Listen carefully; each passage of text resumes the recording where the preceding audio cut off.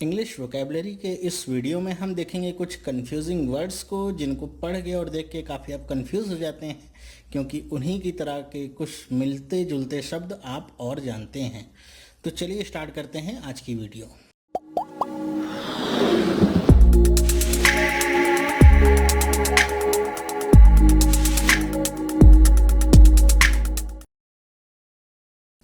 Hello, मेरा नाम चंद्रहास है। स्टडी स्मार्ट में आपका स्वागत है। दोस्तों, इंग्लिश वोकेबलरी का ये पार्ट 9 है। 8 वीडियो मैंने आपको पहले ही दे दिए हैं, तो अगर आपने वो वीडियोस नहीं देखे हैं तो यहाँ नीचे मैं आपको लिंक दे रहा हूँ। आप क्लिक करके इस पे वो सारे पार्ट आप देख सकते हैं। प्लेलिस्ट का ये लिंक मैं दे रहा हूँ। दोस्तों, इस पार्ट 9 में हम क्या कुछ देखेंगे कि हम देखेंगे कुछ ऐसे वर्ड्स के बारे में जो काफ़ी कंफ्यूजिंग होते हैं। कन्फ्यूज़न किस में होती है? उनके सेंस में कि उसी तरह के कुछ और वर्ड्स जानते हैं जिनकी स्पेलिंग्स में बहुत ही थोड़ा सा डिफरेंस होता है या प्रोनाउंसिएशन उनकी सेम होती है। तो हम अब प्रयास करेंगे सीखने का कि दोनों अलग अलग वर्ड्स की मीनिंग क्या होती है और कैसे आप उन्हें अलग अलग समझ सकते हैं। तो चलिए स्टार्ट करते हैं। देखिए, पहला वर्ड है एक्सेप्ट। एक्सेप्ट का मतलब क्या होता है? किसी भी चीज को स्वीकार करना। लिखा हुआ है टू एग्री टू रिसीव और डू, मतलब किसी भी वस्तु को स्वीकार करना, किसी कंडीशन को स्वीकार करना या किसी भी काम को करने के लिए राजी होना, एग्री होना। तो एक्सेप्ट से ही मिलता जुलता आपका एक सेंटेंस होता है। इसको भी हम पढ़ते क्या है? एक्सेप्ट ही है, लेकिन ये ई से आपका स्टार्ट होता है। तो इसका मतलब क्या होता है? नॉट इंक्लूडिंग, या हिंदी में कहें तो के सिवाय या के अतिरिक्त। मतलब अगर एक्सेप्ट कहीं पे लिखा है तो उसका मीनिंग क्या निकलेगा कि उसके अतिरिक्त या उस वस्तु या उस आदमी के सिवाय कोई किसी और की बात की जा रही है। ठीक है, हम एग्जाम्पल देख लेते हैं तो आपको थोड़ा और ये क्लियर हो जाएगा। देखिए एग्जाम्पल क्या लिखा हुआ है? He accepted a pen as a present, मतलब उसने पेन को किसकी तरह एक्सेप्ट किया है? एक्सेप्ट मतलब स्वीकार किया है, एक प्रेजेंट की तरह, एक उपहार की तरह उसने पेन को स्वीकार कर लिया था। ठीक है, तो यहाँ पे एक्सेप्ट का मतलब क्या होगा? स्वीकार करना। ठीक है, मतलब उसने पेन को स्वीकार कर लिया, एक्सेप्ट कर लिया है एक उपहार की तरह। दूसरा सेंटेंस देखिए क्या लिखा हुआ है? They work every day except Sunday, कि वो हर दिन काम करते हैं।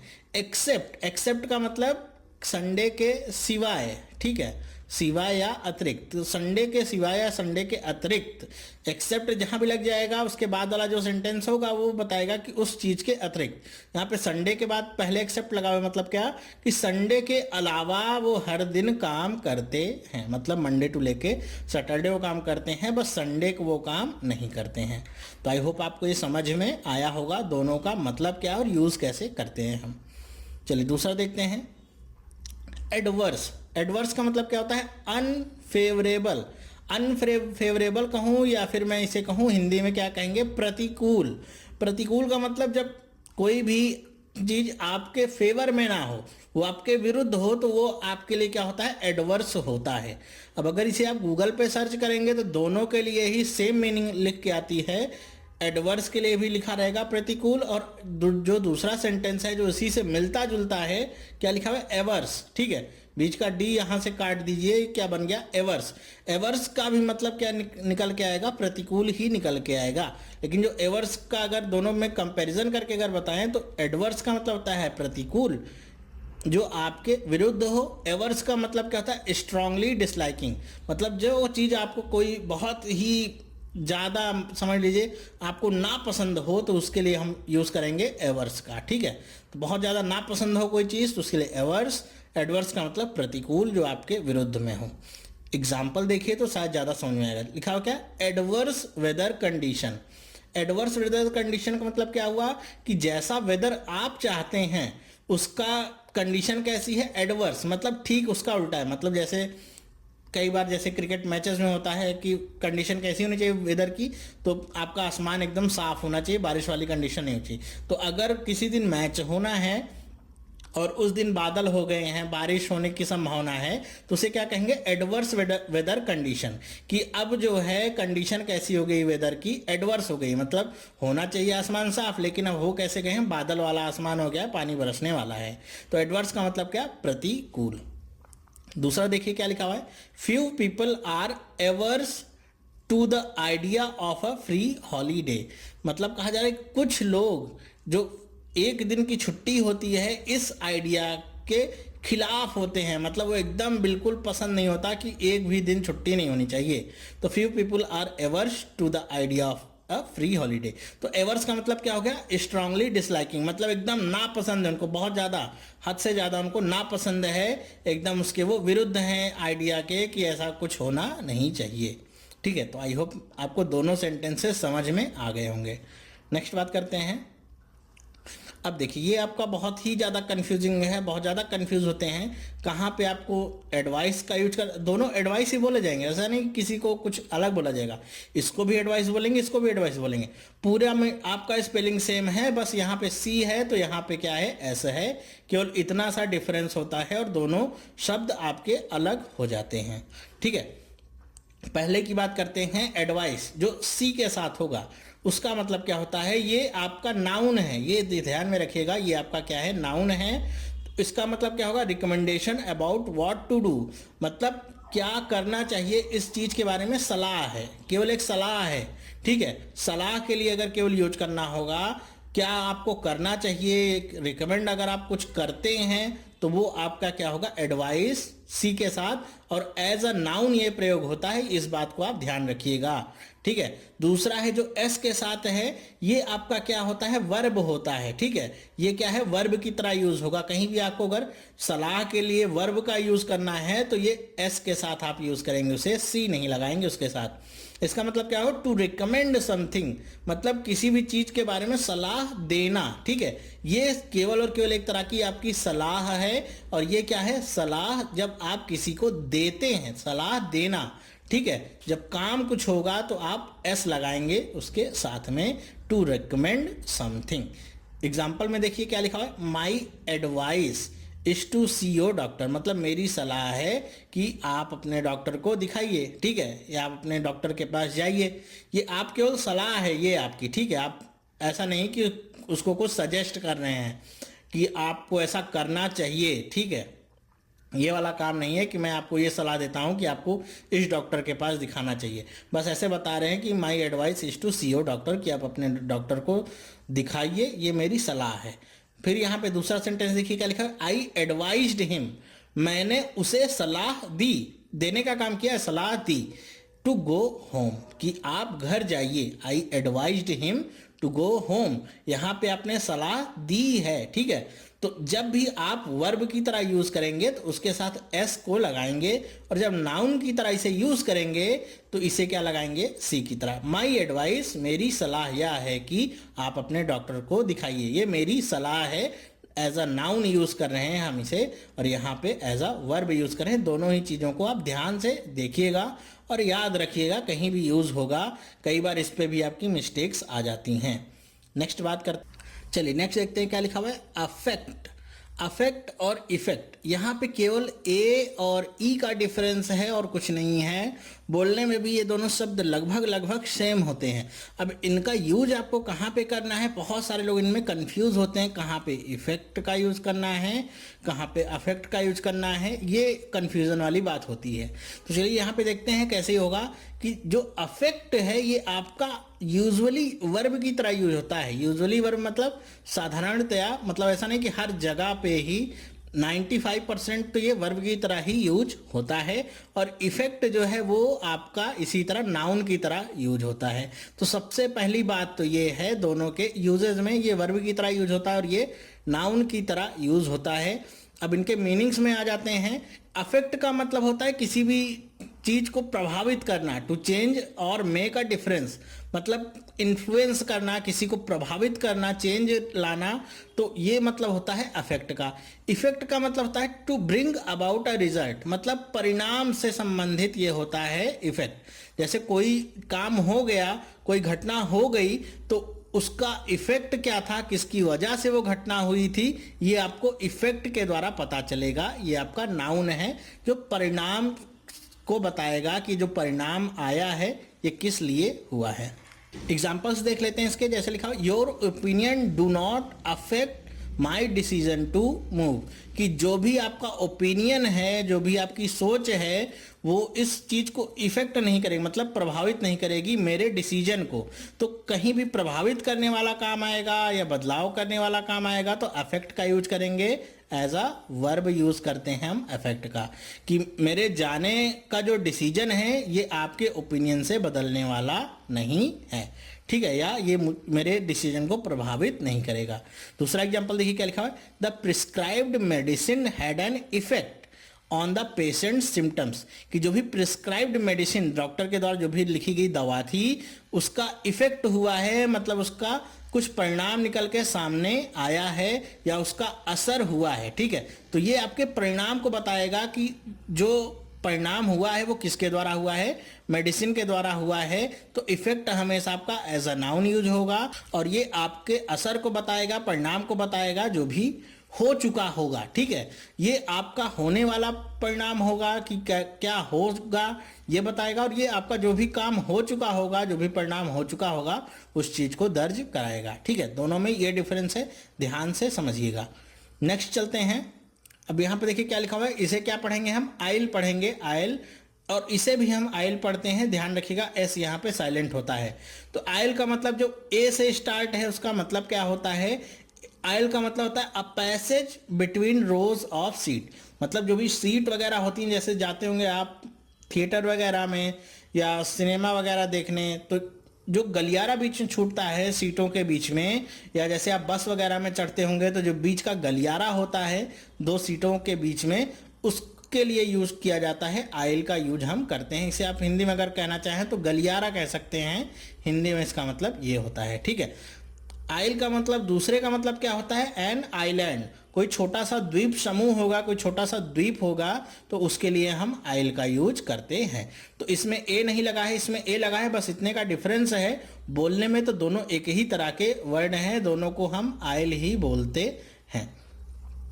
एग्जाम्पल में देख लेते हैं, the musical had the audience dancing in the aisles, कि जो भी आपका संगीत था उसने दर्शकों को मजबूर कर दिया किसके लिए, डांस करने के लिए, कहाँ पे, इन आइल्स, मतलब म्यूजिक सुनने के बाद सभी लोग नाचने लगे, कहाँ पे, आइल्स में, मतलब जो बीच का गलियारा होगा सीटों के बीच का, वहां पे, ठीक है, वहां पे सब नाच रहे थे। दूसरा देखिए, the British Isles, British Isles का मतलब जो भी आपके द्वीप समूह हैं जो ब्रिटिशर्स के द्वारा कब्जा किए गए हैं या जिन पे ब्रिटिश लोगों का अधिकार है, तो ये पुराने टर्म में यूज किया है। द ब्रिटिश आइल्स का मतलब होता था वो सारे द्वीप समूह जिनके ऊपर ब्रिटिश जो भी लोग हैं, अंग्रेज हैं, उनका जो कब्जा होता था, उन द्वीप समूहों के लिए यूज किया जाता। तो आइल्स का मतलब क्या होगा, द्वीप समूह या कोई छोटा सा द्वीप, ठीक है। नेक्स्ट बात करते हैं। अब ये देखिए, ये दोनों शब्द बहुत ज़्यादा कंफ्यूज आपको करते हैं। पहला क्या लिखा हुआ है, इसे क्या पढ़ेंगे, ऑल टुगेदर। ऑल टुगेदर का मतलब क्या होता है, ऑल इन वन प्लेस, मतलब सब जब साथ में हो तो उसके लिए क्या यूज किया जाता है, ऑल टुगेदर। सब जब साथ में होते हैं तो उसके लिए ऑल टुगेदर, दोनों अलग अलग यूज किए जाते हैं। अगर इन दोनों को मर्ज कर दिया जाए और एकल बीच का हट जाएगा तो इसे पढ़ते हैं ऑल टुगेदर, ठीक है। ऑल टुगेदर का मतलब क्या होगा, कंप्लीटली, मतलब पूर्णतया। जब पूर्णतया का सेंस होगा ऑल टुगेदर यूज होगा, ठीक है। तो कई बार आप जब एरर वाला केस होता है तो उसमें ऑल टुगेदर की जगह ये वाला यूज आपको दे दिया जाता है, और अगर आपको दोनों में डिफरेंस नहीं पता है तब आप कंफ्यूज भी हो सकते हैं कि अच्छा सही तो लिखा हुआ है, ठीक है, क्योंकि बोलने में तो दोनों एक ही तरह के हैं। एग्जाम्पल देख लेते हैं, इसका क्या लिखा हुआ है, दे अराइव्ड ऑल टुगेदर, मतलब ऑल टुगेदर का मतलब सब साथ में। अगर किसी ग्रुप के बारे में बात हो रही है तो 4 लोगों का ग्रुप है, 10 लोगों का, ऑल टुगेदर का मतलब जब बात होगी तो उस पूरे के पूरे ग्रुप के बारे में हम बात करेंगे। तो दे अराइव्ड ऑल टुगेदर मतलब वे सब एक साथ ही आए। देखिए क्या है, I am not all together sure that I would trust him, मतलब मैं पूरी तरीके से ये श्योर नहीं हूं कि मैं उस पर विश्वास करूंगा, ठीक है। तो ऑल टुगेदर का मतलब क्या होगा, पूर्णतया, ठीक है, या कंप्लीटली, पूरी तरीके से, श्योर नहीं है।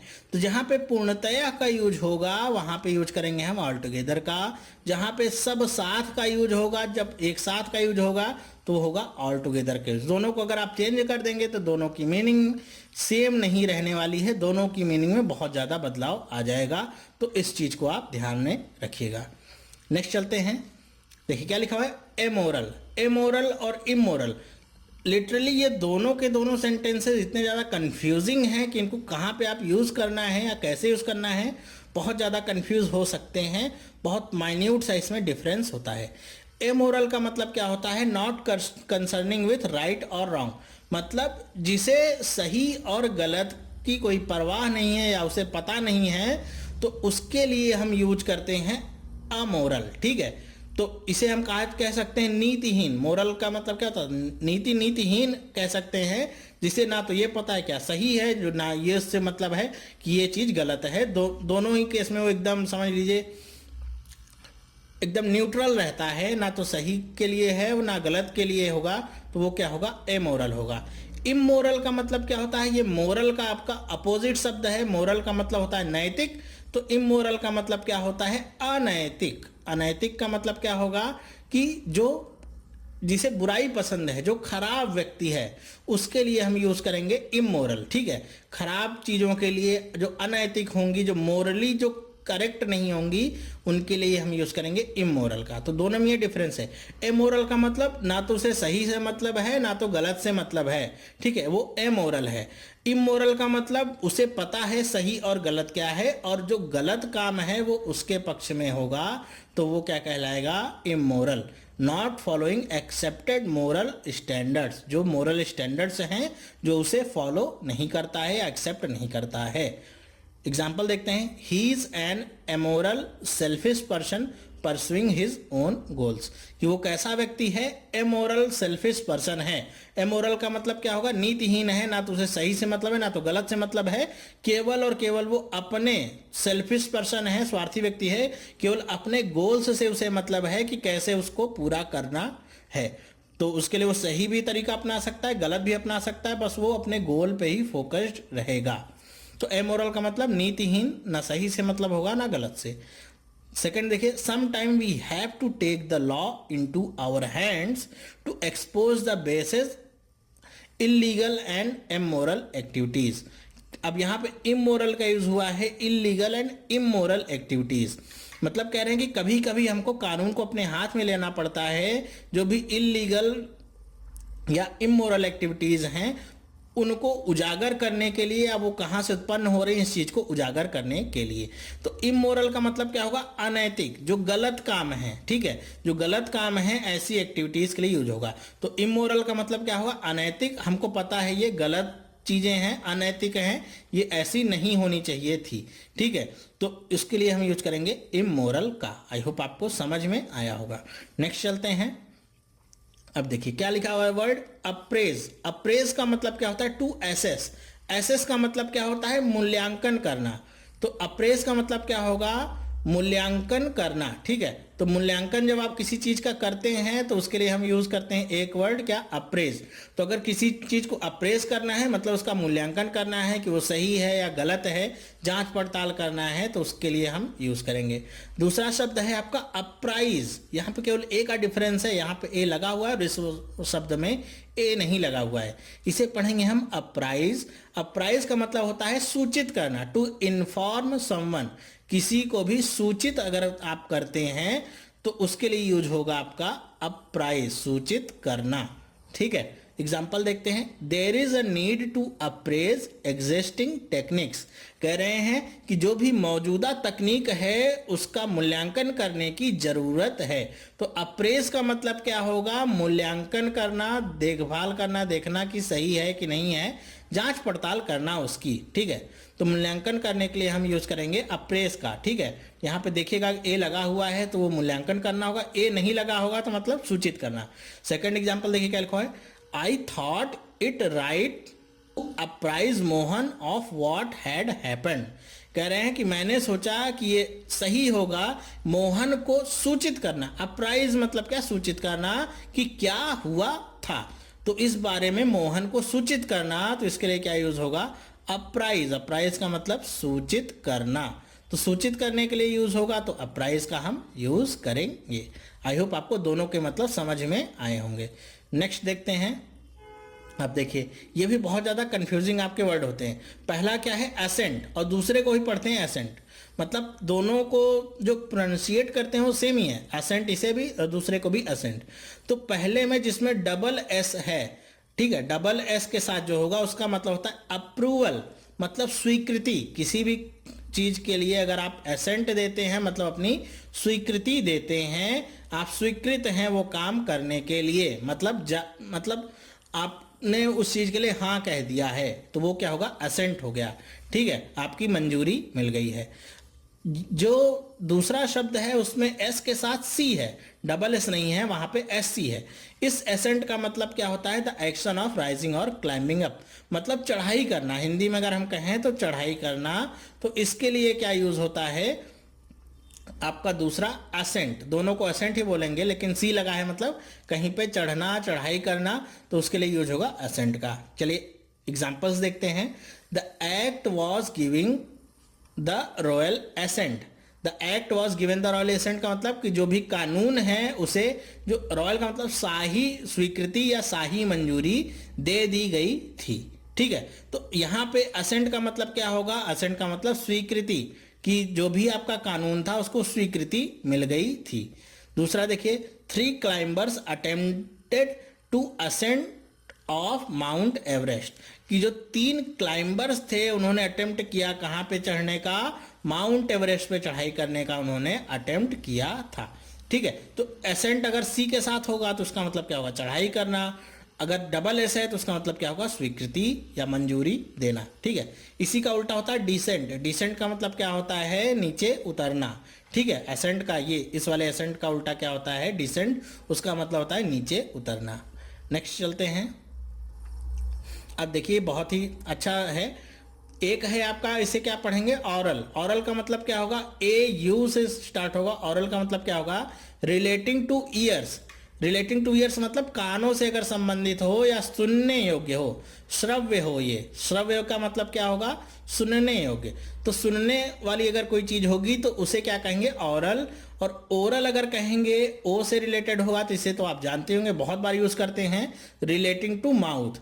या स्पोकन, जब कोई चीज बोलने वाली होती है तो उसे कहा जाता है ओरल। लेकिन ये आपके लिए नया वर्ड हो सकता है। हो ऑरल का मतलब क्या होता है, जब कोई चीज सुनने वाली हो, केवल श्रव्य हो, तो उसके लिए क्या यूज करते हैं, ऑरल का। ठीक है, बोलने में लगभग सेम ही होते हैं। देख लीजिए क्या लिखा हुआ है, information held in written, oral और विजुअल फॉर्म। मतलब इंफॉर्मेशन जो रखी गई थी कैसे थी, कि रिटेन, ऑरल और विजुअल फॉर्म। ऑरल मतलब सुनने योग्य, मतलब ऐसी थी जिसे सुना जा सकता था या तो उसे देखा जा सकता था। विजुअल तो समझते होंगे, विजुअल मतलब देखे जाने योग्य, जिसे हम देख सकते हैं। ऑरल का मतलब सुनने वाला जो होगा उसे पढ़ेंगे हम ऑरल। नेक्स्ट देखिए क्या है, they had reached N oral agreement, कि वो कहाँ पे पहुंच गए, ओरल एग्रीमेंट के मौके पे पहुंच गए, या समझ लीजिए कि उस कंडीशन में पहुंच गए कि जब ओरल एग्रीमेंट हो गया, मतलब ओरल सहमति दोनों के बीच में हो गई। ओरल का मतलब मौखिक, मतलब लिखा नहीं गया, कि अगर किसी काम के लिए दोनों ने कोई अनुबंध किया है, कॉन्ट्रैक्ट किया है, तो उनके बीच में ओरल एग्रीमेंट हुआ है, केवल ओरल सहमति हुई, मुंह से बस बोल दिया कि हाँ हम ये काम कर देंगे। तो ओरल का मतलब क्या हो गया, मौखिक। और ये आपका ऑरल का मतलब क्या हो गया, केवल श्रव्य, सुनने योग्य जो है। नेक्स्ट देखते हैं।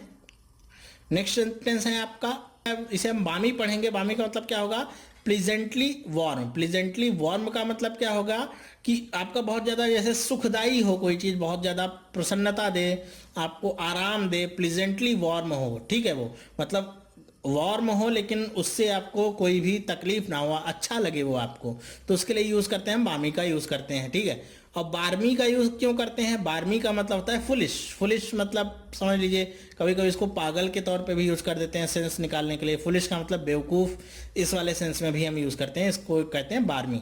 ठीक है, तो बहुत सारे लोग कंफ्यूज हो जाते हैं और वो बारहवीं की जगह पे बामी का यूज़ कर देते हैं, क्योंकि इनके मीनिंग मतलब बोलने के तरीके तो लगभग सेम ही होते हैं, बस एल और आर का डिफरेंस होता है। तो एग्जाम्पल देख लेते हैं, द बामी डेज ऑफ लेट समर, मतलब जब समर खत्म होने लगती है, जब ठंडी आने लगती है, तो उस समय की जो धूप होती है, उस समय का जो दिन होता है वो कैसा होता है, बामी डेज होते हैं। मतलब वो धूप आपको कष्ट नहीं देती है, गर्मी नहीं देती है, बल्कि आपको सुखदाई होती है, मतलब अच्छा लगता है आपको। तो बामी डेज इसलिए यूज किया गया है कि प्लीजेंटली वार्म है, बहुत ज़्यादा ऐसा नहीं है कि जिसमें आपको पसीने आए, बैठ के आपको अच्छा लगेगा जब आप लेट समर के दौर में होते हैं। दूसरा देखते हैं, this is an बार्मी decision. बार्मी decision का मतलब क्या होगा? बार्मी मतलब फुलिश, मतलब ये जो आपने डिसीजन लिया है वो कैसा है? बार्मी है। बार्मी का मतलब क्या है? बेवकूफ़ाना है, पागलपन से भरा हुआ है, ये कोई सही डिसीजन आपने नहीं लिया। तो बार्मी का मतलब क्या हो जाएगा? फुलिश या पागलपन से भरा हुआ बेवकूफ़ाना डिसीजन हो जाएगा ये आपका। ठीक है, तो आई होप आपको ये दोनों समझ में आए होंगे। नेक्स्ट चलते हैं। अब देखिए पहला सेंटेंस है आपका बेयर। बेयर, इसे बेयर भी पढ़ते हैं और बेयर भी पढ़ते हैं। बेयर का मतलब क्या होता है? नेकेड, टू अनकवर, मतलब कोई भी चीज़ अगर किसी इंसान के बारे में बात की जाए तो अगर उसने कपड़े ना पहने हो या पूरी तरीके से वो नग्न अवस्था में हो तो उसके लिए यूज़ करेंगे बेयर का। ठीक है, तो बेयर का मतलब क्या होता है कि आवरण से रहित हो, आवरण उसके ऊपर कोई ना हो, तो उसे पढ़ेंगे हम बेयर। बियर का मतलब क्या होता है? इसके बहुत सारे मतलब होते हैं, भालू भी इसका मतलब होता है, लेकिन यहाँ पे जो हम कंपैरिजन कर रहे हैं उसके लिए मैंने यहाँ पे रखा हुआ है शब्द to carry, to put up with. मतलब क्या है? बियर का मतलब क्या होता है? किसी भी चीज़ को संभाल के रखना। ठीक है, संभालना। या बियर का मतलब होता है सहन करना भी होता है, कि कुछ आपने सहन करना है तो उसके लिए भी हम यूज़ करते हैं बियर का। ठीक है, एग्जाम्पल देखते हैं। He was bare from the waist up, मतलब वेस्ट से ऊपर वो कैसा था? बेयर था, एकदम नग्न था, वेस्ट से ऊपर के उसने कुछ भी पहन नहीं रखा था। दूसरा क्या है? The roof will not bear the strain of his weight, कि जो छत है वो उसके वजन को सहन नहीं कर सकती है या उसे संभाल नहीं सकती है। ठीक है, तो बियर का मतलब यहाँ पे क्या होगा? सहन करना या फिर संभालना। ठीक है, तो रूफ उसके वजन को सहन नहीं कर सकती या संभाल नहीं सकती है, तो बियर का मतलब एक ये भी होता है। नेक्स्ट बात करते हैं। अब देखिए इसे क्या पढ़ेंगे? बॉव पढ़ेंगे। बॉव का मतलब क्या होता है? Branch of a tree. Branch of a tree का मतलब किसी पेड़ की शाखा। ठीक है, तो उसके लिए यूज करते हैं बॉव का। यहाँ पे UGH होता है इसका मतलब। और ये क्या है? बो है, इसे बो भी पढ़ते हैं। अब इस बो का मतलब एक आपका होता है जो तीर कमान वाला होता है, वो भी बो आपका यूज किया जाता है। यहाँ पे हम दूसरा सेंस इसका लेंगे तो यहाँ पे बो का मतलब क्या है? टू बेंड द हेड, मतलब जब आप किसी के सामने अपना सर झुकाते हैं, घुटने के बल बैठते हैं, तो उसके लिए यूज़ किया जाता है बो का। ठीक है, तो बो का मतलब पहला जो है बो, उसका मतलब होता है किसी पेड़ की शाखा। दूसरा BOW जो बो है उसका मतलब होता है किसी के सामने सर झुकाना। ठीक है, एग्जाम्पल देखते हैं। Apples boughs laden with blossom, मतलब कि जो एप्पल्स की मतलब सेब की जो डालियां हैं या जो सेब की शाखाएं हैं वो किससे लदी पड़ी हैं? ब्लॉसम से, मतलब जो जिसे हिंदी में कहते हैं बौर, उससे लदी पड़ी हुई है। नेक्स्ट देखिए। He bowed his head to the crowd, उसने जो क्राउड है उसके सामने अपना सर झुका लिया। बॉड हिज हेड मतलब झुका लिया था। ठीक है, तो बॉड का मतलब क्या हो गया? सर झुकाना। ठीक है, नेक्स्ट चलते हैं। अब देखिए ये भी बहुत कंफ्यूजिंग सा होता है। पहला है क्या है? ब्रेक। दोनों को ब्रेक ही पढ़ेंगे, दोनों के पढ़ने में कोई भी डिफरेंस नहीं है। ब्रेक, इसे भी ब्रेक। पहले ब्रेक का मतलब क्या है? BRAKE, ध्यान से देखिएगा स्पेलिंग को, BRAKE।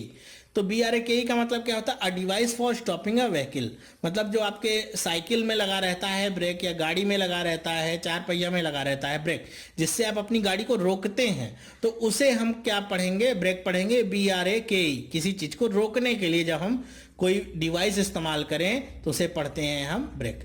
नेक्स्ट क्या है? Break, BREAK। अब यहाँ पे ई नहीं आता, बहुत सारे लोग ई लगा देते हैं। BREAK।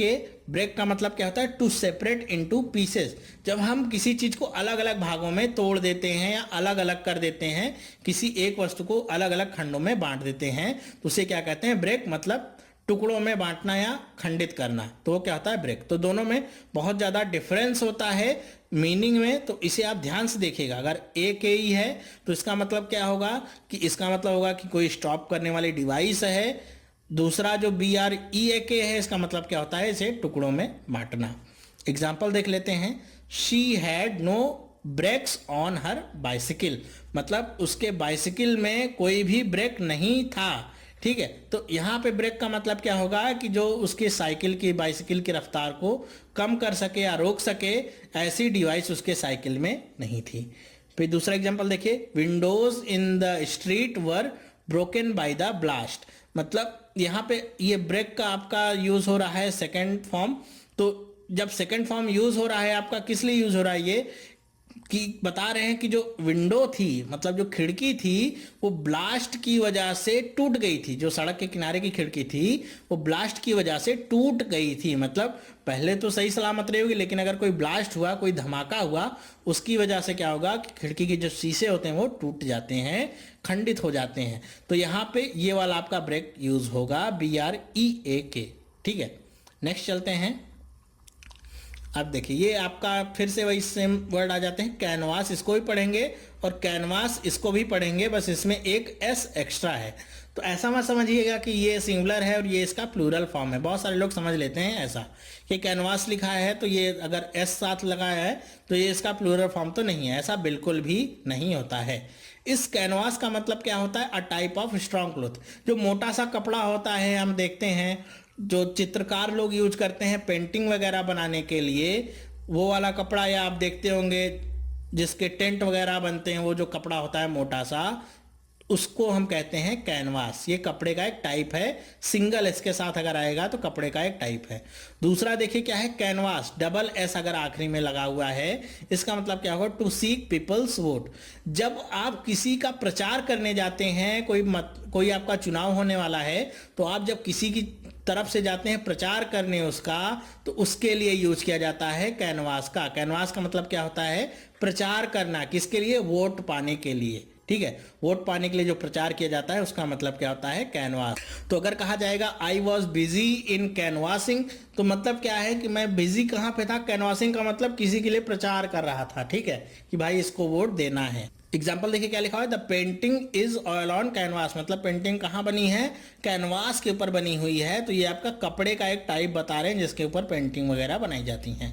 दूसरा एग्जाम्पल देखिए, in each ward 2 workers canvassed some 2000 voters. कि हर एक वार्ड में, आप जानते होंगे ना चुनाव वगैरह आपके यहाँ होते हैं तो जो भी इलाके होते हैं सब वार्ड में बटे होते हैं। तो कह रहे हैं कि हर एक वार्ड में 2 वर्कर्स थे जिन्होंने कितने लोगों को कैनवास्ड किया, मतलब कितने लोगों में प्रचार किया कि आप हमको वोट दीजिए। लगभग 2000 लोगों में ये प्रचार किया वोट देने के लिए। ठीक है, तो कैनवास्ड का मतलब यहाँ पे क्या होगा, प्रचार करना। प्रचार कैसा, किसके लिए प्रचार करना होगा, आपका वोट प्राप्त करने के लिए। ठीक है, वोट अगर आपको प्राप्त करना है तो उसके लिए अगर आप प्रचार करते हैं तो इसे कहा जाता है कैनवास, डबल एस के साथ, वोट प्राप्त करने के लिए। ये आपका कैनवास का मतलब होगा। नेक्स्ट चलते हैं। अब पहला सेंटेंस देखिए क्या है, सेंसर, दूसरे को भी क्या पढ़ते हैं, सेंसर। तो यहाँ पे आपका SURE है। इसका मतलब क्या होता है, टू क्रिटिसाइज स्ट्रांगली। जब आप किसी को बहुत ज़्यादा जो है क्रिटिसाइज करते हैं, बुरी तरीके से क्रिटिसाइज करते हैं, डांटते हैं या उसके बारे में बुरा भला कहते हैं, तो उसे क्या कहा जाता है, सेंसर करना। दूसरा SOR है। सेंसर का मतलब क्या होता है, जो हम देखते हैं सेंसर बोर्ड, जैसे हमारे यहाँ पिक्चरों वगैरह के लिए जो होते हैं, to ban part of a book और फिल्म। कि जो भी बुक या फिल्म होती हैं उनकी जांच परख करता है और कुछ पार्ट को बैन करता है। कहते हैं कि ये पार्ट जनता में नहीं जाना चाहिए, वरना इससे कुछ दंगा भड़क सकता है, या ये इस लायक नहीं है कि जनता इसे देखे। तो वो पार्टों को बैन करने का जो काम होता है ये सेंसर वाला होता है, SOR वाला। ध्यान रखिएगा दोनों में डिफरेंस है। इसका मतलब क्रिटिसाइज करना और इसका मतलब बैन करना किसी बुक या फिल्म के पार्ट को। एग्जाम्पल देखिए, share holder censured the bank for its extra vengeance. कि जो भी शेयर होल्डर्स थे उन्होंने बैंक को बहुत स्ट्रांगली क्रिटिसाइज किया। किस लिए, for its extra vengeance. Extra vengeance के लिए। एक्स्ट्रा वेंजेंस का मतलब क्या होता है, जब बहुत ज़्यादा आप खर्च करते हैं, ठीक है, तो उसे कहा जाता है एक्स्ट्रा वेंजेंस। मतलब बेमतलब का जब आप खर्च करें खुले हाथ से, तो उसे कहा जाता है एक्स्ट्रा वेंजेंस। कंजूस का ये समझ लीजिए अपोजिट होता है। ठीक है, एक्स्ट्रा वेंजेंस मतलब अधिक खर्च करना। दूसरा एग्जांपल देखिए क्या लिखा है, the movie has been given an adults only rating by the film censors. मतलब जो फिल्म सेंसर है उसने मूवी को कौन सी रेटिंग दी है, एडल्ट्स ओनली। मतलब उस मूवी को केवल 18 साल से ऊपर के लोग ही देख सकते हैं। ये किसने दिया हुआ है, फिल्म सेंसर्स ने, मतलब या समझ लीजिए सेंसर बोर्ड ने ऐसी रेटिंग दी हुई है। तो ये जब SOR के साथ यूज होगा तो ये आपका फिल्म या किसी बुक के लिए यूज होगा, किसी पार्ट को बैन करने के लिए या कुछ सजेस्ट करने के लिए कि आप इसमें बदलाव करिए। चलिए नेक्स्ट देखते हैं। दोनों वर्ड काफ़ी सिमिलर हैं, मीनिंग भी इनकी लगभग सिमिलर है, बहुत माइन्यूट सा डिफरेंस है। दोनों को हम कॉर्ड ही पढ़ते हैं, इसको भी कॉर्ड पढ़ेंगे, इसको भी कॉर्ड पढ़ेंगे, बस ये CH से स्टार्ट होता है और ये C से स्टार्ट होता है। अब ये जो कॉर्ड है, अगर इन दोनों की मीनिंग देखी जाए तो दोनों का मतलब रस्सी या डोरी से होता है, लेकिन ये जो आपका CH से स्टार्ट होने वाला कॉर्ड है, ये आपका संगीत के क्षेत्र में इस्तेमाल होता है। कि जो संगीत के क्षेत्र में, जैसे आपके कोई वाद्य यंत्र है, जैसे गिटार वगैरह होते हैं, तो उसमें जो आपकी डोरियां लगी होती हैं जिनको बजाया जाता है, सितार वगैरह है, तो उसकी जो डोरियां होती हैं उसे कहते हैं कॉर्ड। ठीक है, तो गिटार वगैरह अगर आप बजाते होंगे तो आपको पता होगा कॉर्ड आपकी काफ़ी टूटती भी रहती होंगी। ठीक है, और कॉर्ड का एक और मतलब क्या होता है, अ ग्रुप ऑफ म्यूजिकल नोट। जो भी म्यूजिकल नोट्स होते हैं, आप देखते होंगे कई बार टीवी वगैरह में, या संगीत का कोई प्रोग्राम आता है, ऐसे आपकी लाइंस बनी होती हैं, उसमें कुछ जगह ऐसे लिखा होता है, कुछ ऊपर लिखा होता है, ऐसे बने होते हैं, तो ये म्यूजिकल नोट्स होते हैं आपके। तो ग्रुप ऑफ म्यूजिकल नोट्स को भी हम क्या कहते हैं, कॉर्ड। कि जब म्यूजिकल नोट्स का पूरा ग्रुप हो तो उसे कहा जाता है कॉर्ड। दूसरा जो कॉर्ड होता है उसका सेम मीनिंग होता है, अ लेंथ ऑफ स्ट्रिंग, मतलब कोई भी रस्सी होगी, कोई डोरी होगी, तो उसे क्या कहेंगे हम, कॉर्ड। ठीक है, ऊपर वाले का मतलब संगीत से है, समझ लीजिए बस। एग्जाम्पल देख लीजिए, the top note of the chord identifies major while the middle note identifies minor. कि जो टॉप नोट्स हैं कॉर्ड के, वो आपको क्या बताते हैं, मेजर। आपको पता होगा संगीत के क्षेत्र में अगर आप गए हो तो मेजर और माइनर ये आपके नोट्स के टाइप्स होते हैं कि आपका स्वर ऊंचा रखना है या नीचा रखना है। तो जो कह रहे हैं टॉप के नोट्स हैं वो बताते हैं मेजर को, और जो मिडिल के नोट्स हैं वो बताते हैं माइनर को। तो कॉर्ड का मतलब क्या होगा, a group of musical notes. Next देखिए क्या लिखा हुआ है, her feet were tied with cord. कि उसके पैरों को किससे बांधा गया था, रस्सी के जरिए बांधा गया था। ठीक है, तो ये कॉर्ड का मतलब क्या होगा, रस्सी या डोरी। नेक्स्ट बात करते हैं। अब देखिए दोनों का पढ़ेंगे हम क्या, कोर्स। दोनों को हम कोर्स ही पढ़ते हैं, ऊपर वाले को भी नीचे वाले को भी। अब यहाँ पे आपका A होता है और यहाँ पे आपका U होता है, दोनों में बस इतना सा डिफरेंस होता है स्पेलिंग में। इस कोर्स का मतलब क्या होता है, रफ, खुरदरा कोई चीज़ हो, या हम कई बार इसे अभद्र या अश्लील के लिए भी यूज़ करते हैं, इस वाले कोर्स का A के साथ जो होता है। ठीक है, यहाँ पे वैसे मैंने रफ ही लिखा है। रफ मतलब कि आपका जब कोई चीज़ खुरदरी हो, ठीक है, तो उसके लिए यूज करेंगे, या कोई चीज़ अभद्र हो तो उसके लिए भी हम इसी कोर्स का यूज करते हैं। कोई चीज़ अश्लील है तो उसके लिए भी हम इसी कोर्स का यूज करते हैं। दूसरा जो कोर्स है इसका मतलब क्या होता है, इसके बहुत सारे मतलब होते हैं। मैंने कुछ लिए हैं, जैसे डायरेक्शन अगर बतानी है आपको, या स्कूल का जैसे आपका सब्जेक्ट होता है तो उसके लिए भी आपका कोर्स इस्तेमाल होता है। खाने के रूप में भी आपका इसका इस्तेमाल होता है, आपको बताया जाता है कि आपकी 3 कोर्स की मील है या 4 कोर्स की मील है, ये सारी चीज़ें बताई जाती हैं। एग्जाम्पल देखिए क्या लिखा हुआ है, अ कोर्स वुलन क्लोथ। कि आपका जो क्लोथ है वो कैसा है, कोर्स वुलन है, मतलब जो आपका वुलन है वो कैसा, खुरदुरा है, मतलब सॉफ्ट वुलन नहीं है। वो आपका जो कपड़ा है वो कोर्स वुलन का है, मतलब खुरदुरा है, बहुत ज़्यादा मोटा है। ठीक है, कोर्स का मतलब मोटा भी कह सकते हैं हम। दूसरा एग्जांपल देखिए, the new fleet change course to join the other ship. जो नया फ्लीट है उसने अपनी डायरेक्शन को चेंज कर लिया। यहाँ पे कोर्स का मतलब क्या है, डायरेक्शन को चेंज कर लिया है दूसरे शिप को ज्वाइन करने के लिए। ठीक है, नेक्स्ट चलते हैं। अब देखिए पहला वर्ड क्या है, कॉम्प्लेसेंट। कॉम्प्लेसेंट का मतलब क्या होता है, स्मग और एंड सेल्फ सेटिस्फाइड। जब कोई आत्मसंतुष्ट हो, मतलब वो संतुष्ट हो गया है, अब उसे और कुछ चाहिए नहीं, तो उसे क्या कहा जाता है, कॉम्प्लेसेंट कहा जाता है। हिंदी में अगर इसे कहेंगे तो इसे कहेंगे आत्मसंतुष्ट। ठीक है, कॉम्प्लिसिएंट का मतलब क्या होगा, ये अगर मैं इनकी थोड़ी हिस्ट्री के बारे में अगर बात करूं तो ये दोनों ही आपके जो शब्द हैं वो एक ही रूट वर्ड से निकले हुए हैं। कॉम्प्लिकेयर करके आपका ये रूट वर्ड होता है, उन्हीं दोनों से ये निकले हुए हैं। ठीक है, ये आपका इनका रूट वर्ड है जिससे कॉम्प्लिसेंट भी बना है, कॉम्प्लिसेंट बना है, दोनों एक ही शब्द से बने हुए हैं, इसीलिए दोनों की मीनिंग में भी बहुत ज़्यादा कन्फ्यूज़न होती है, क्योंकि दोनों एक ही शब्द से में बहुत छोटा सा डिफरेंस है। अब दूसरे का मतलब क्या है, विलिंग टू प्लीज़, या इसे हम दूसरे शब्दों में अगर कहें, विलिंग टू प्लीज़ का मतलब जो एकदम से आपके ऊपर मेहरबान हो, ठीक है, उसे उसके लिए हम यूज़ करते हैं कॉम्प्लिसेंट, ठीक है। एग्जाम्पल देखिए, the strong economy has made people कॉम्प्लिसेंट, कि जो भी आपकी स्ट्रॉन्ग इकोनॉमी होती है, मजबूत अर्थव्यवस्था होती है, वो लोगों को कैसा बना देती है, वो कैसा कर देती है, कॉम्प्लिसेंट, मतलब एकदम आत्मसंतुष्ट बना देती है, उन्हें कुछ चाहिए नहीं होता है। और जानते हैं कि आपकी जो इकोनॉमी होनी चाहिए वो स्ट्रांग ही आपकी होनी चाहिए। नेक्स्ट देखिए क्या है, the most complaisant child I have ever met, मतलब मैं कैसे बच्चे से मिला, एकदम मोस्ट कॉम्प्लिसेंट, मतलब एकदम मेहरबान बच्चे से मिला, मतलब एकदम वो खुश है अपने आप में। ऐसे तो बच्चे होते नहीं है कि एकदम मेहरबान हो आपके ऊपर, उनको हमेशा कुछ ना कुछ चाहिए ही होता है, ठीक है। तो ये दोनों के मतलब होते हैं। नेक्स्ट बात करते हैं कॉम्प्लीमेंट, और इसे भी हम पढ़ेंगे कॉम्प्लीमेंट, दोनों को कॉम्प्लीमेंट ही पढ़ते हैं। यहाँ पे ई होता है और यहाँ पे होता है आई, दोनों में बस इतना सा डिफरेंस है। तो अगर ये जो ऊपर लिखा हुआ है कॉम्प्लीमेंट, इसका मतलब क्या होता है, an addition that improves something, मतलब कुछ ऐसी चीज जिसे अगर आप जोड़ दें तो वो उस वस्तु को, उस कंडीशन को इम्प्रूव कर दे। या दूसरे शब्दों में अगर हम इसे कहें तो पूरक के तौर पे भी इस्तेमाल करते हैं। मैथ्स आप पढ़ते होंगे, ज्योमेट्री वगैरह, तो उसमें कॉम्प्लीमेंट्री एंगल होता है।